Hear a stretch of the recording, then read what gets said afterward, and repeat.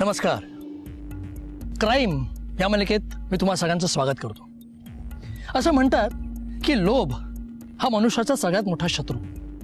आपला काही संबंध नसताना केवळ पैशाच्या लोभापायी माणसं नसती उठाठेव करतात आणि कधी कधी त्यामध्ये आपला प्राणही गमावून बसतात. अशाच एका प्रकरणामध्ये केवळ पैशांच्या लोभापायी आपले प्राण गमावलेली राधा हिची कथा आपण पाहणार आहोत. राधा ही पुण्यात राहणारी स्त्री अचानक एक दिवस घरातून बेपत्ता झाली.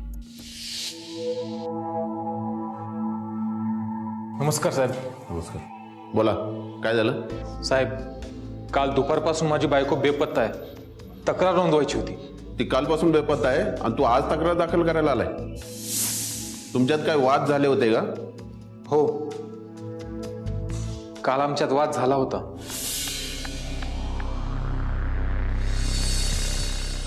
काय ग, एवढे पैसे लॉटरी बिटरी लागली की काय? लागली असेल. एवढे पैसे कुठून आले? त्याच्याशी तुम्हाला काय करायचंय? काय भलत असेल तर काम करत नाहीस ना? तुमच्या डोक्यात ना राख भरलीये. स्वतःला कमवायची अक्कल नाही आणि मला शिकवताय. ए, ओरडू नकोस. कान फाडून धरून. आवाज इथे नाही चढवायचा, तुझ्या बापाच्या घरी चढवायचा. एवढंच होतं तर कशाला आणलं तिथे लग्न करून? सुखी होते मी आईवडिलांच्या घरी. काय फोटो वगैरे आणलेत का? हो. Jagdale madam, yes sir. हे घ्या फोटो, सगळ्या पोलीस स्टेशनला पाठवा आणि काय माहिती मिळते का बघा. Okay sir. बनसोडे, यांची कंप्लेंट घ्या.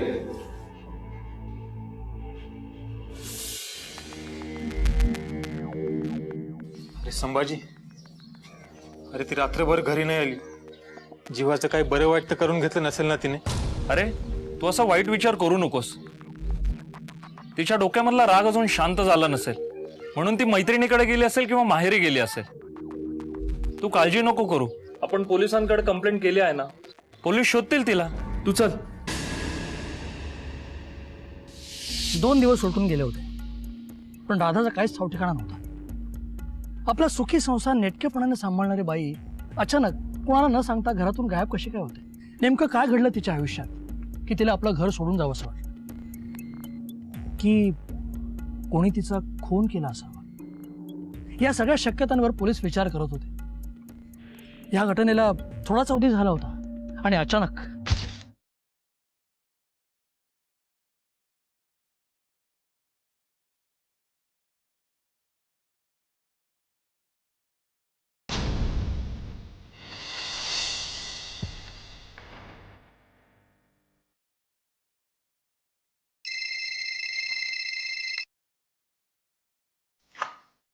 Hello, police station. साहेब, मी संदीप तुपे बोलतोय. हा बोला.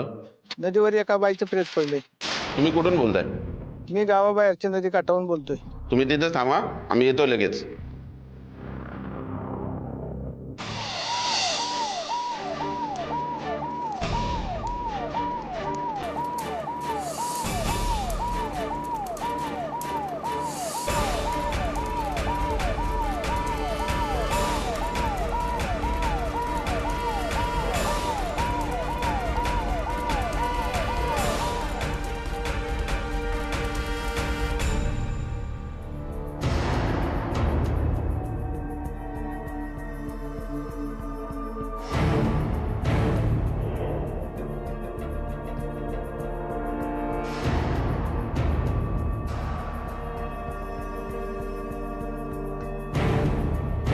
सर ही तीच बाई आहे मगाशी जिची मिसिंग कंप्लेंट आली होती. आम्हाला तुम्हीच फोन केला होता का? हो साहेब, सकाळ सकाळी तुम्ही इथे काय करत होता? आंघोळीसाठी आलेलो होतो. या ठिकाणी मेलेली बाई दिसली आणि तुम्हाला फोन केला. गुड. असेच दक्ष नागरिक हवे.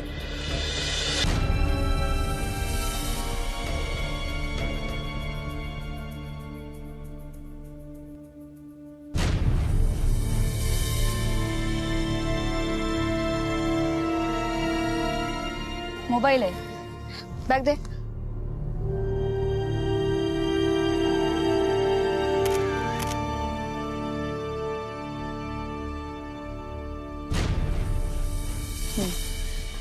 हे लिहून घे. सर हिच्या पायावर सर्पदंशाची खूण आहे आणि तोंडालाही फेस आहे. मला असं वाटतं सर्पदंशाने हिचा मृत्यू झाला असावा. मला तसं वाटत नाही, कारण सर्पदंश झाला असता तर हे जे शरीर काळे निळं पडलं असतं. मॅडम एक काम करा, हिच्या मोबाईलचे सर्व रेकॉर्ड चेक करा, बॉडी पोस्टमॉर्टमसाठी पाठवा, म्हणजे सर्व रिपोर्ट आल्यानंतर तपास सोपा जाईल. हिच्या नवऱ्याला पण फोन करून ताबडतोब बोलून घ्या. Yes sir.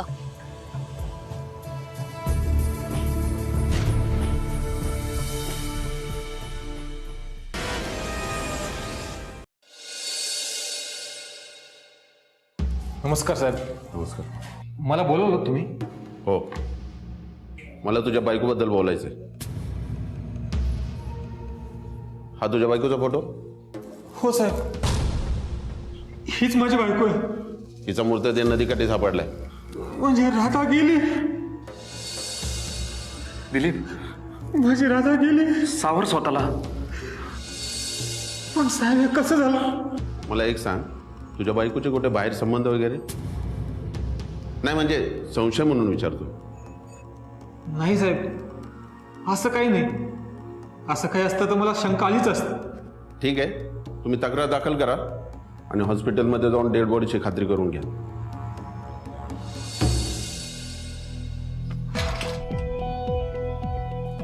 नमस्कार. नमस्कार. तुमच्याकडं राधा म्हणून कोण काम करत होती का? हो सर, पण ती आज कामावर आली नाही. आता ती परत कधीच कामावर येऊ शकणार नाही, का? कारण तिचा खून झालाय. काय सांगताय? कधी? काल काल ती कामावरून किती वाजता गेली? काल ती दुपारीच कामावून गेली. तब्येत ठीक नाही म्हणाली. तिच्या वागण्यात काही तुम्हाला बदल जाणवत होता का? हो साहेब, तिच्या वागण्यात बदल जाणवत होता. तिला सारखा कोणाचा तरी फोन यायचा. तिच्याकडे अचानक पैसे आल्यासारखं वाटत होतं. रोज नवीन नवीन साड्या घालून येत होती. तिच्या नवऱ्याचे आणि तिचे कसे संबंध होते? ते काय सांगता येणार नाही साहेब. तो कधीच शाळेत येत नव्हता. ठीक आहे, थँक्यू. वेलकम. हे चला. जैन सर, तुम्ही सांगितल्याप्रमाणे मी सगळी चौकशी केली. मग काय हाती लागलं का? सर, ती जिथे काम करते तिथल्या शिक्षकांना मी भेटलो. तेव्हा ते शिक्षक बोलले त्या दिवशी तिला एक फोन आला होता. मग तिने कोणी आजारी असं सांगून लवकर निघून गेली. बरं, तिच्या आजूबाजूच्या लोकांनी काय माहिती दिली का? हो सर, एक महत्वाची माहिती मिळाली. ती संभाजी बरोबर अधूनमधून दिसायची. दोघांना एकत्र बोलताना बऱ्याच जणांनी बघितले सर. बनसोडे, एक काम करा, त्या संभाजीला घेऊन या पोलीस स्टेशनला, म्हणजे खरं काय ते कळेल. नक्कीच तो यात सामील असला पाहिजे किंवा त्याने खून केलेला असला पाहिजे. नेमकं काय आहे ते तो सांगू शकेल. जा, घेऊन या त्याला. जैन सर, पोस्टमॉर्टमचा रिपोर्ट आला. काय म्हणतात रिपोर्ट? तुमचा तर्क खरा होता. राधाला चहामधून विष पाजण्यात आलंय. म्हणजेच तिचा मृत्यू सर्पदंशाने झालेला नाहीये, तिचा खून करण्यात आलाय.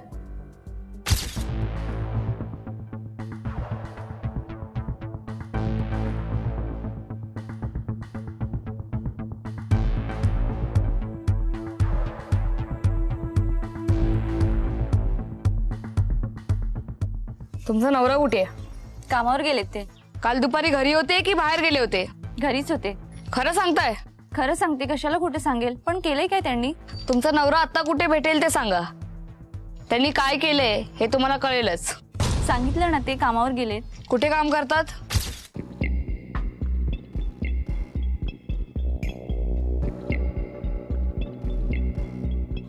साहेब, संभाजीला आणले. बस. कशाला आणलंय मला इथं? तू ती दिलीपचा मित्र आहे ना? हो साहेब, म्हणजे आम्ही दोघं एकाच एरियात राहतो. आमची जुनी मैत्री आहे. मग तू त्याच्या बायकोला ओळखतच असेल ना? हो साहेब, माझं अधूनमधून त्यांच्या घरी जाणं व्हायचं, त्यामुळे ओळख होती. नुसती ओळखच होती की या पलीकडे काही? नाही, नुसती ओळखच होती, त्या पलीकडे काही नाही. पण तुला तिच्याबरोबर फिरताना बऱ्याच लोकांनी पाहिले. एकाने जर असं सांगितलंय की खुनाच्या दिवशी तू तिला भेटला होता. नाही साहेब, मी तिला भेटलो नव्हतो. मग तुम्ही खुनाच्या दिवशी दुपारी 2 ते 8 कुठे होतात? मी माझ्या कामावरच होतो. हवं तर तुम्ही माझ्या बायकोला विचारू शकता. नक्की बायकोला विचारू की कामावर? बायकोला विचारा. तुमच्या घरी आम्ही गेलो होतो, पण तुम्ही घरी नव्हतात. मग कुठे होतात? कसं शक्य आहे? मी तर तिला... तुम्ही तर बायकोला खोटं बोलायला सांगितलं. तुम्ही जे तिला सांगितलं तसंच उत्तर तिने आम्हाला दिलं. अहो खरंच सांगतो साहेब, मी काहीच केलं नाहीये. आम्ही राधाच्या मोबाईलचा कॉल रेकॉर्ड काढलाय. तू सारखा त्यांच्या कॉन्टॅक्टमध्ये होता. साहेब मी खरंच सांगतोय ना, मी राधाचा खून नाही केला. मग कोणी केलाय? बोल, कोणी केलाय तो? हे बघ, तू खरं सांगितलं तर माफीचा साक्षीदार म्हणून तुला कमीत कमी शिक्षा होईल. याची आम्ही काळजी घेऊ. आणि तू तुझं तोंड उघडलं नाहीस तर तुझं काय खरं नाही. बोल लवकर. साहेब, राधाचा खून कल्पनाने केलाय. ही कल्पना कोण? माझी प्रियसी. घरात बायको असून तुझे असले धंदे. असं काय कारण होतं की कल्पनेने राधाचा खून केलाय? तुमचे कसले संबंध होते? सांगतो साहेब, सगळं खरं खरं सांगतो. लवकर सांग.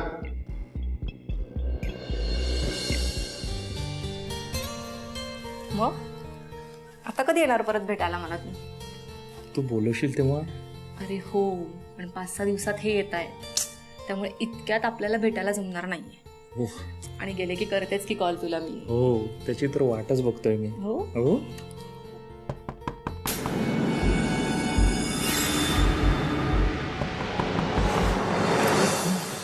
तू पहिले आतमध्ये जा. तू आतमध्ये जा पहिले.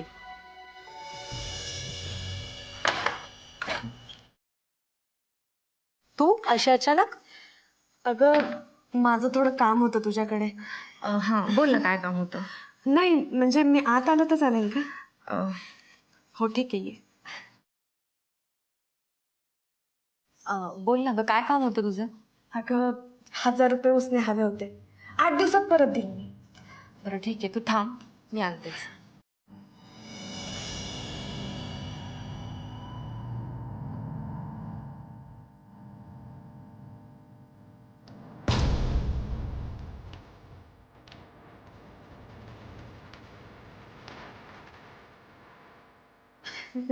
हे घे पैसे. काय ग? हा बोल ना. तुझे ते आलेत वाटतं?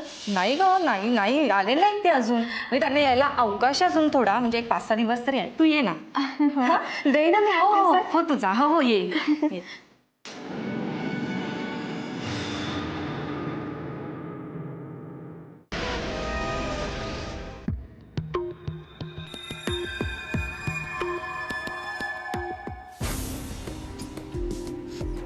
एक मिनिट थांबता का?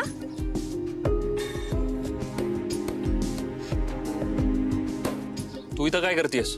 हेच मी तुम्हाला विचारते की तुम्ही इथे काय करताय?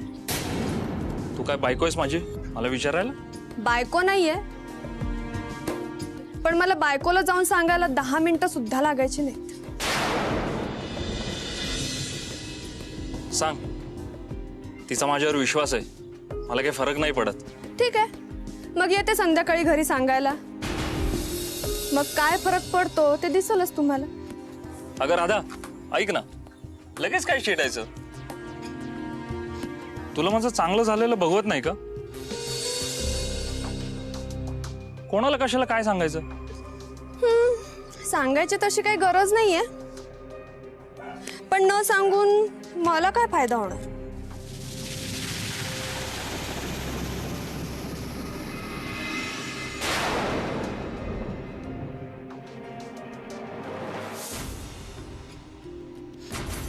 कसं? पण कोणाला सांगू नका. तुम्ही कोण? मी ओळखत पण नाही तुम्हाला. आणि वेळोवेळी माझ्या बायकोला सांगेन असं सांगून माझ्याकडून पैसे घेतले, पण एवढ्यावरच ती शांत बसली नाही.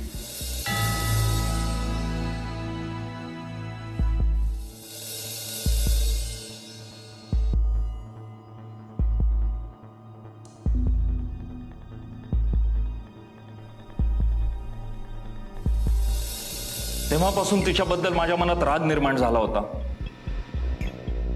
आणि परवा सुद्धा तिने मला फोन करून 50,000 रुपये मागितले. कशाला बोलवलंय मला इथं? असंच तुझी आठवण आली. तुला मी भरपूर वेळा पैसे दिलेले आहेत. दिले होते रे, पण काय करणार, संपले ना. तुला मी खूप वेळा पैसे दिलेले आहेत. तू मला त्रास देऊ नको.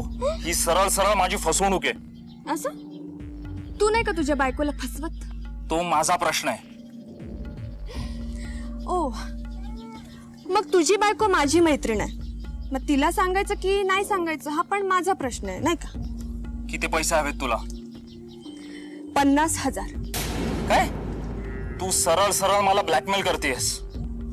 तसं समज हवं तर हे, तू जर मला 50,000 रुपये दिले ना तर मी माझ्या घरी जाईन, आणि जर का नाही दिले तर तुझ्या घरी जाईन.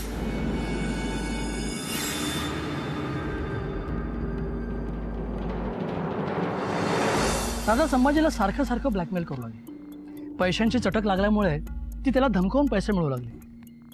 फुकटचा पैसा मिळतोय म्हटल्यावर ती नको तिथे पैसा उडवायला लागली. एकदा पैसे दिले, दोनदा पैसे दिले, एकदा दोनदा नाही तब्बल 4 वेळा संभाजीने सहन केलं. संभाजी पैसेवाला असता तर राधाची पैशांची गरज त्यांनी भागवली असती, पण तो ड्रायव्हर होता. सारखा सारखा पैसा आणणार कुठून? त्यात पुढे राधाचा धतींपणा वाढला होता.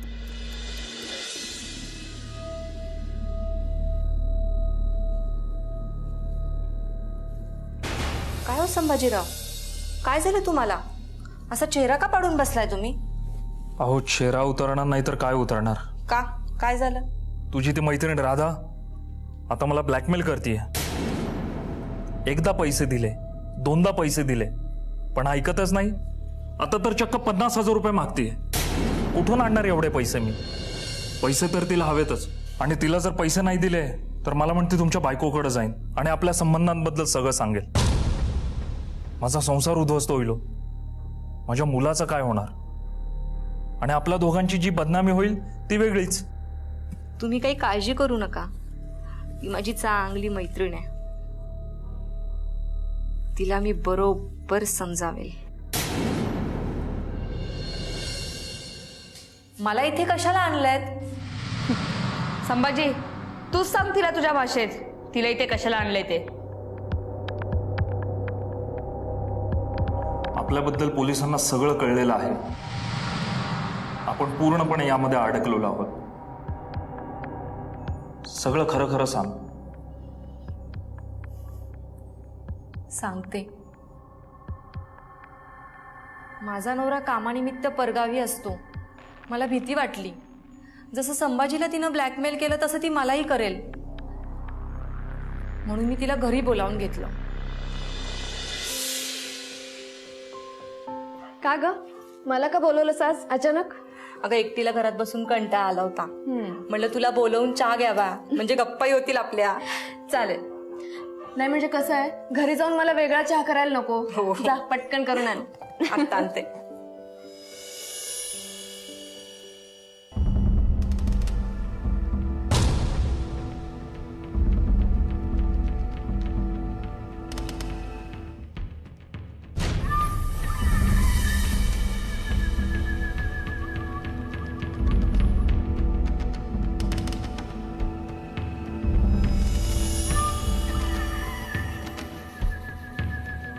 हा घे चहा. घे ना ग. हो.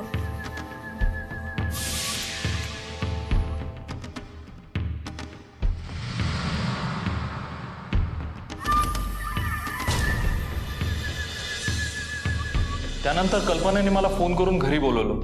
पाहतो तर काय, राधा मृत झाली होती आणि मी घाबरलो. मग पुढं काय झालं? त्यानंतर तिच्या पायावर आम्ही सुईने 2 जखमा केल्या,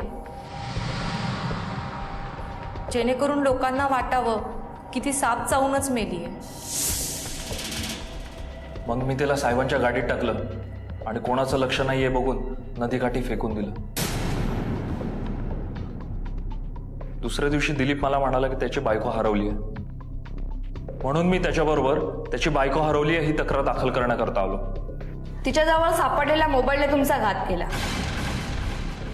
तुम्ही तिचा मोबाईल काढायला विसरलात. त्या मोबाईलची तुमच्यापर्यंत पोहोचण्यासाठी आम्हाला फार मदत झाली.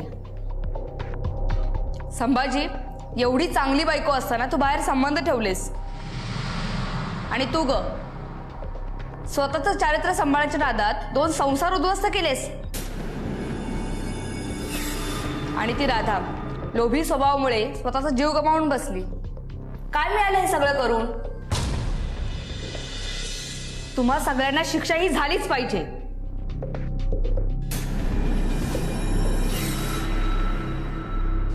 गुन्हेगार जेव्हा पैसे लुबाडतो तेव्हा त्याचे परिणाम काय होणार आहेत याचा जराही विचार करत नाही. त्याने पैशांची काळी पट्टी डोळ्यावर बांधलेली असते आणि त्यातूनच घडतो पुन्हा. मंडळी, आजचा भाग इथेच संपतोय. पुन्हा भेटूया नवीन कथेसह. तोपर्यंत सुरक्षित राहा, दक्ष राहा. जय हिंद. पैसे टाका माझे, नाहीतर मी कॉन्ट्रॅक्टर कडे जाऊन कंप्लेंट करीन तुमची. लक्षात ठेव, बरं होणार नाही. मला वाटतंय मॅडम, हा खून ना नक्कीच त्या मुकादमानेच केला असावा.